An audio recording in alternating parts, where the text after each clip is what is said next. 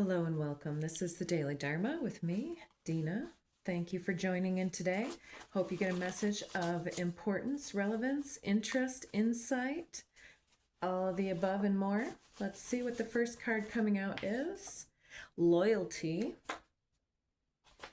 Okay, yours or someone else's. You're a very loyal person. This is important to you. You've had people be disloyal to you before. From an early age, perhaps, with this little Dina Carter song, Green on the Vine, like strawberry wine. Something about July could be important. Mesmerized. So I feel like there's been this feeling of extreme loyalty, and from an early age, you had very high expectations for love and romance, and it came forward with some type of divine intervention, synchronicity, or lucky intervention. So, let's see, what more can we talk about here? So there's been somebody or something, green light, in the past that this is based on, but it looks like now you're getting a green light. Somebody's falling for you super hard here. Okay, very interesting. Let's get just a few more here.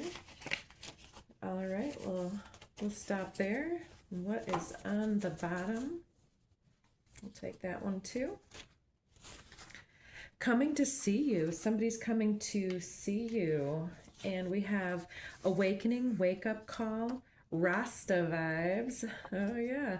Plot twist, radical twists and turns are ahead, and veiled insults. Ooh, interesting. So I would be very aware of any type of joking or something like this where there's someone that you are perhaps interested in and are singing some type of a tune, and you seem to get this green light because they're falling for you.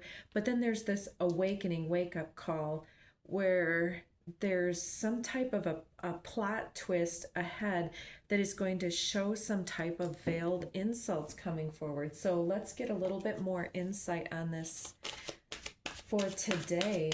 Interesting. So you're caught up in somebody, or is somebody caught up in seeing the best in you? Take flight. So this could also be somebody who is getting the wake-up call that this isn't a situation of veiled insults, or that you might be inclined to jokingly veil insults towards somebody else to keep the distance between you. Let's see. Love. There's love here on the table for you. Be fearless in this quest. Yeah, this looks very good. Something is surfacing where there's this green light wake-up call. Yeah, and it's something that you don't see coming with this radical twists and turns ahead, that it's going to create a situation where you're going to need to be fearless because there is a union coming for you. Have your integrity intact. If you make some type of an insulting comment, then make sure it's in good taste. We've got Earth with full spectrum. It's going to take you outgrowing something from your past that you have stood on this business for a long time. And in the pre-shuffle messages, I was getting somebody that was perhaps let's just keep going. Let's get a few more cards here.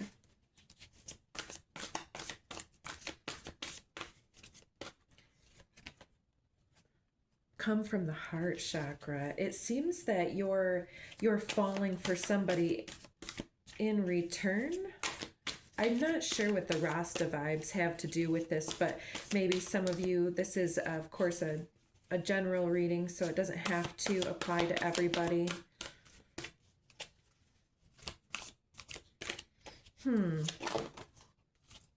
All right, and we get beyond the mind. Radical expansion is under the deck here. So move beyond the mind, the intellectualization of your passion, because passion was under the deck here, and we kept getting, I split the deck for the first shuffle in this deck, and it was solar plexus and harmonic flight, the activation of something like a soulmate union. And then it was, I split the deck again, and it was the harmonic flight, this alchemical union bonding situation with passion. And then it was on from there. So realm bridger, third eye chakra. So utilize your intuitive forces to stay somewhat grounded here.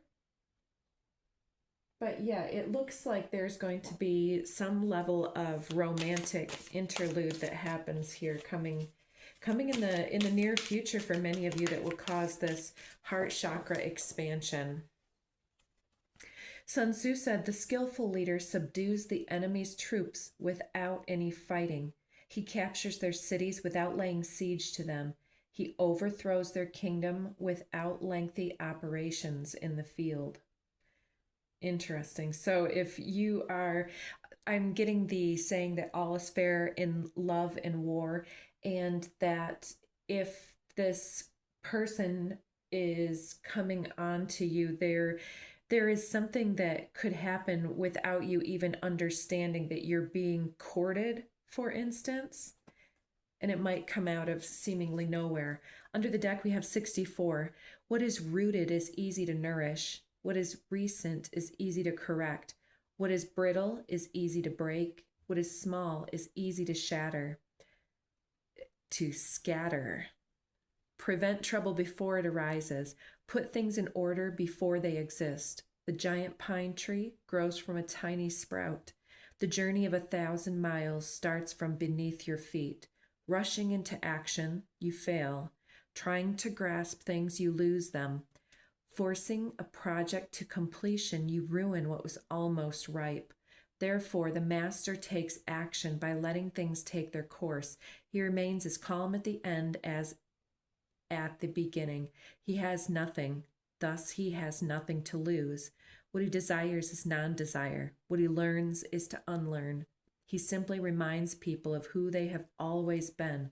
He cares about nothing but the Tao. Thus, he can care for all things. And so it was number 64 from the Tao Te Ching.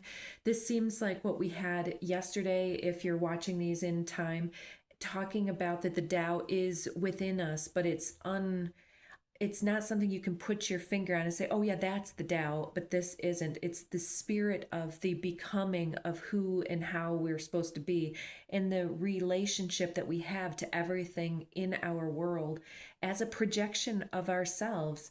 And so all things that happen to us and are happening through us and for us in a way.